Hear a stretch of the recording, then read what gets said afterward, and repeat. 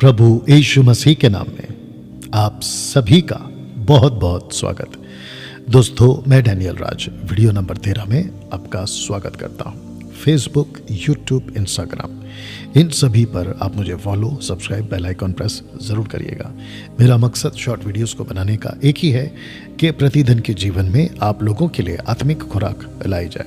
दोस्तों, एक अद्भुत वचन, अद्भुत पुस्तक, अद्भुत बातें आपके बीच में नीति वचन 23 का 24 से 28 तक पढ़ने जा रहा हूं। The book of Proverbs chapter 30 verse 24 to 28। दोस्तों, सबसे पहले वचन 24 को आपके लिए पढ़ रहा हूं। लिखा है, पृथ्वी पर 4 छोटे जंतु हैं जो अत्यंत बुद्धिमान हैं। दोस्तों, 4 छोटे जंतु, सबसे पहला जंतु वो है चींटियां। वचन 25 लिखा है, चींटियां निर्बल जाति तो हैं परंतु धूप काल में अपनी भोजन वस्तु बटोरती है। क्या आप जानते हैं, चींटियों को एहसास हो जाता है कि बारिश के मौसम में वो खाना इकट्ठा नहीं कर सकती, लेकिन बारिश के पहले धूप काल में यानी कि धूप के मौसम में वो जितना हो सके अपने अपने इलाकों में या अपने अपने जो भी उनका क्षेत्र होता है वहाँ वो 4 महीने के लिए अपना भोजन बटोरती है। चींटियों के पास में ऐसी क्षमता है या ऐसी सेंस है जो परमेश्वर ने उनको दी है, पवित्र आत्मा ने जो उनको दी है, वो ये है कि मीठा कहीं पर भी हो, आपके घर में अगर कहीं पे भी शक्कर का एक टुकड़ा भी गिर जाए, आपको पता है चींटियां वहां इकट्ठा हो जाती है। अब आप सोच के देखिए कि चींटियों को कैसे पता कि वहां मीठा गिरा है। परमेश्वर का अद्भुत रचना है ये। चींटियों से हम क्या सीख सकते हैं? समय का कदर करना। चींटियां बारिश के पहले धूप काल में अपना भोजन इकट्ठा करती हैं। वो समय का ठीक उपयोग करती हैं। मसीह जगत में, मसीह की तय में आपको भी वक्त का कदर करना जरूरी है। वक्त पर पहुंचना, वक्त पर चर्च पहुंचना, वक्त पर प्रार्थना करना, वक्त पर बाइबल पढ़ना, वक्त पर किसी को दिया हुआ वादा पूरा करना, वक्त पर किसी को कहा कि मैं मिलने आ रहा हूं उसको तक पहुंचना, वक्त समय का कदर करना। चींटियों से आप ये सीख सकते हैं ना। दोस्तों, दूसरा शापन बलि यानी कि वचन 26 पढ़ रहा हूं, दूसरा जंतु की बात कर रहा हूं। शापन बलि जाती नहीं तो भी उनकी मांदे पहाड़ों पर होती है। मैं आपको बताऊं, शापन बलि कुछ ऐसा होता है। ये देखिए, एक तरह का खरगोश, रैबिट जिसको भी कह सकते हैं, एक तरह का खरगोश, ये होती है पहाड़ों पर।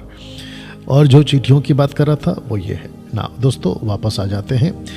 अब आप समझ गए कि शापन बलि किसको कहते हैं? खरगोश का एक टाइप का जंतु या जानवर। लिखा है, जाती नहीं तो भी उनकी मांदे पहाड़ों पर होती है। इसका मतलब है, इंग्लिश में लिखा है रॉक, चट्टाने। जानते हो इससे क्या सीख सकते हैं कि इनको जब भी कोई खतरा महसूस होता है जंगलों में, पहाड़ों में, ये जाकर छुपती हैं चट्टानों के दायरे में, चट्टानों के दायरे में। इसलिए मैंने ये फोटो आपको देखी, ये है चट्टान, आप देख सकते हैं, ये वहाँ जाके छुप जाती हैं। इनको पता है कि अगर हमारी रक्षा कोई कर सकता है, प्रोटेक्ट अगर कोई कर सकता है, जैसे कि चील जो बड़ा है ना पक्षी होता है, इनको आसानी से अपना शिकार बना सकता है। ऊपर से उड़कर आ सकता है और अपनी चोंच में या अपने पंजे में इनको उठा ले जा सकता है। लेकिन इनको पता है कि अगर छुपने का कोई जगह है जो हम सुरक्षित रह सकते हैं, वो है चट्टान। जानते हो ये क्या दर्शाता है? यीशु हमारी चट्टान है। जी हाँ दोस्तों, यीशु हमारा रॉक है। अगर आपको जब भी कोई तकलीफ आए, आपको कहाँ छुपना है? आपको यीशु में छुपना है। क्योंकि अगर आप यीशु में हो, यीशु के अंदर हो, आप सुरक्षित हो। लेकिन अगर आप यीशु में नहीं हो, यीशु के बाहर हो, तो आपका कोई भी शिकार कर सकता है। आशा करता हूं आप ये समझ गए ना। दोस्तों, तीसरा है, टिड्डियों के राजा तो नहीं होते तो भी वे सब के सब दल बांध बांध कर पलायन करती हैं। टिड्डियों का इंग्लिश ट्रांसलेशन है लोकस्ट। मैं आपको फोटो दिखा देता हूं, ये देख लीजिएगा, ये है लोकस्ट, ठीक है ना। लिखा है, इनसे क्या सीख सकते हैं मैं आपको बता देता हूँ। लिखा है कि टिड्डियों के राजा नहीं होते। इसका मतलब है कि इनका कोई लीडर नहीं होता, इनको कोई गाइड नहीं करता, इनको कोई अगुवाई नहीं करता। लेकिन उसके बावजूद ये क्या करते हैं? ये पलायन करते हैं। मतलब एक दूसरे को फॉलो करते हैं। इससे क्या सीख सकते हैं? इससे ये सीख सकते हैं हमको एकता में रहना है, यूनिटी में रहना है। इनके लीडर नहीं हैं लेकिन ये एकता में है। हमारे लीडर हैं, उसके बावजूद भी हम एकता में या यूनिटी में नहीं रहते। तो मैं चाहता हूं कि आप इस टिड्डी से, यानी कि इस जंतु से, इस क्रीचर से आप ये एकता सीखें। दोस्तों, अभी तक क्या सीखा हमने? चींटियों से वक्त सीख सकते हैं। शापन बलि यानी कि खरगोश का एक जाति टाइप है, उससे हम सीख सकते हैं कि हमारी सुरक्षा यीशु में है। तीसरा, हम सीख सकते हैं टिड्डियों से, लोकस से कदर करना, लीडर का आदर करना, लीडर का अधीन रहना, लीडर के, और एकता में रहना या चलना ना। दोस्तों, आखिरी में छिपकली हाथ से पकड़ी तो जाती है तो भी राजभवनों में रहती है ना। कुछ ट्रांसलेशन में छिपकली नहीं आया दोस्तों, ये आया है स्पाइडर। तो जिसके चलते मैं क्या करूँगा, दोनों रखूँगा। तो मैं चाहता हूँ कि आप छिपकली या स्पाइडर रखें, लेकिन लिखा है कि राजभवनों में रहती है। आपको पता है, राजा कितना भी ताकतवर हो, राजा कितना भी क्रूर हो, या राजा के पास में कितने भी बड़े सैनिक क्यों ना हो, उनके चारों तरफ आसपास में, लेकिन छिपकली को किसी से डर नहीं लगता। यानी कि स्पाइडर को या छिपकली को किसी से डर नहीं लगता। वैसे ही जगत में इससे हमें क्या सीखना है? हमें, अगर परमेश्वर हमारे साथ है तो हमें किसी से नहीं डरना है।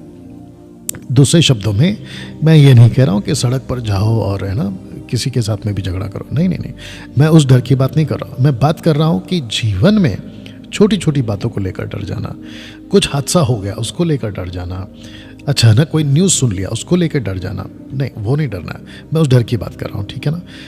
छिपकली से आप क्या सीख सकते हैं? बिंदास रहना। स्पाइडर या छिपकली जो भी बोलो, क्या सीख सकते हैं? राजा सामने बैठा है लेकिन उसके बावजूद भी उसकी इतनी हिम्मत होती है कि वो उसके पीछे दीवारों पर, आसपास की दीवारों पर चढ़ती रहती है, घूमती रहती है, खेलती रहती है। वैसे ही परमेश्वर को रखकर इस जगत में हमें बिंदास रहना है, बिंदास रहना है ना। दोस्तों, आशा करता हूं कि आप मेरी बात को समझ गए हैं। तो पहला क्या सीखा हमने? चींटियों से वक्त, शापन बलि से सुरक्षित रहना यीशु में, टिड्डियों से क्या सीखा हमने? एकता में चलना, और छिपकली या स्पाइडर से हमने क्या सीखा? बिंदास रहना, मजबूत रहना। चलिए दोस्तों, मिलते हैं वीडियो नंबर 24 में, और इस वीडियो को खूब शेयर करें और दूसरों तक भी पहुंचाएं। प्रभु आपको आशीष दे। God bless.